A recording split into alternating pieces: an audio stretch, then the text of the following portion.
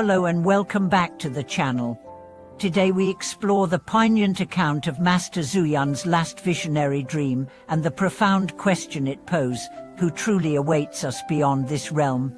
We will delve into two central insights. First, that the boundaries between life and death blur in the luminous clarity of awakened vision, and second, that the final surrender of self reveals the interwoven destiny of all sentient beings.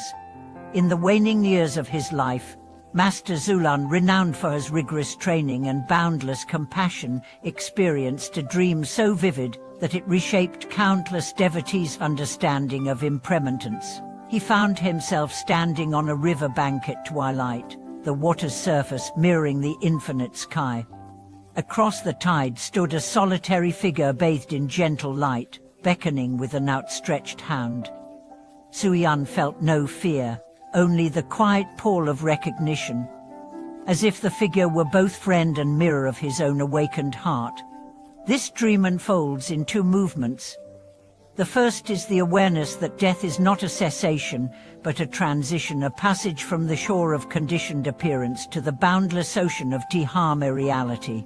In the dream, the river's current carried Zuyan effortlessly, teaching him that clinging to form only obscures the flow of truth. The second movement reveals the presence of the beloved figure on the opposite bank, a representation not of a single Buddha or Bodhisattva, but of every being whose fate he had touched through decades of service. In that silent encounter, he perceived that each life he had guided stood ready to guide him in return.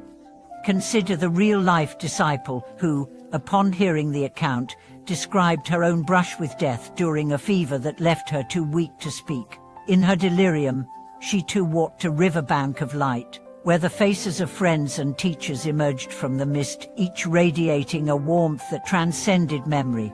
When she recovered, she confessed that for a moment she had ceased to be an individual self, and became instead the gathering heart of 1,000 aspirations.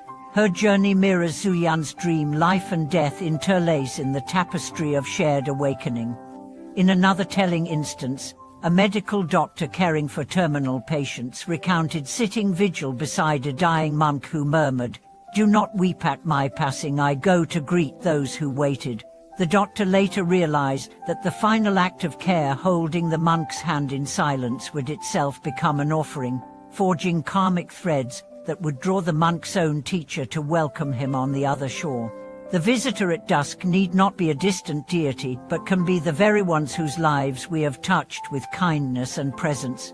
Master Zuyan's dream carries a third, deeper message, that the practice of letting go while living prepares the heart for the ultimate release. As he faced his final days, he intensified his dedication of merit, visualizing every teaching, every bow, and every word of encouragement, flowing like petals upon the current toward that radiant figure.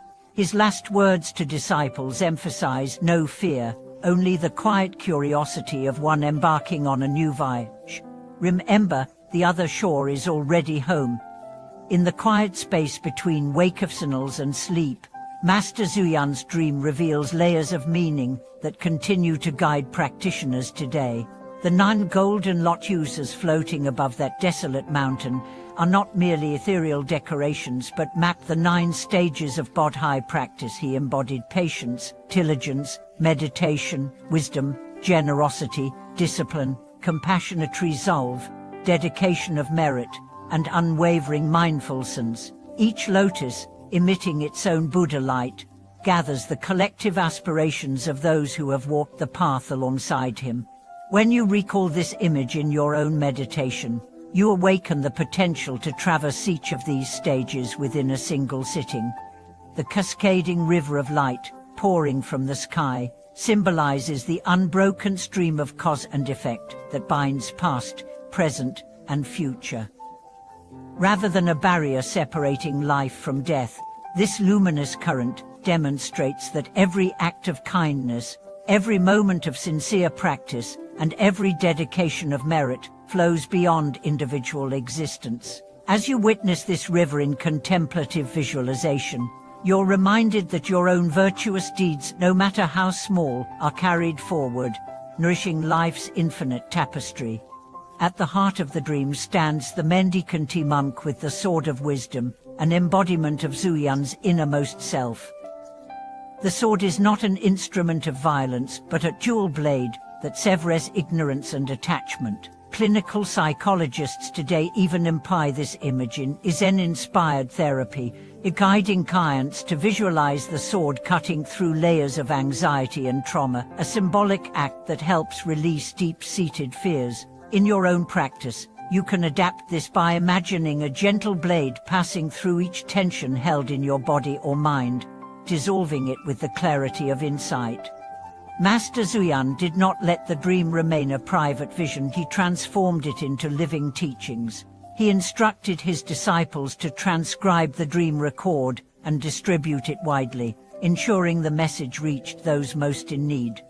Monthly Dream Dharma gatherings were held at his temple, where practitioners would recite verses and savor the images together over tea, cultivating collective resonance with the dream's symbols. You might inaugurate your own version by hosting a small group, perhaps online or in a living room, where each person shares how the dream inspires their practice and life. Finally, Zuyan's parting exhortation, an Omo Amitabha, spoken upon awakening, unites dream and reality in an unbroken seal of faith. By offering this homage, he demonstrated that the simplest expression of devotion can anchor even the most profound visionary experience into daily life. As you close your practice session, whether morning or evening, you can softly intone in Omo Amitabha to bridge any divide between dream and waking, self and other, here and the other shore. May Master Zuyan's final dream continue to guide and awaken us, reminding every practitioner that in the silent realm of sleep and the busy flow of our days, the Dharma's light is ever present. Thank you for watching this video.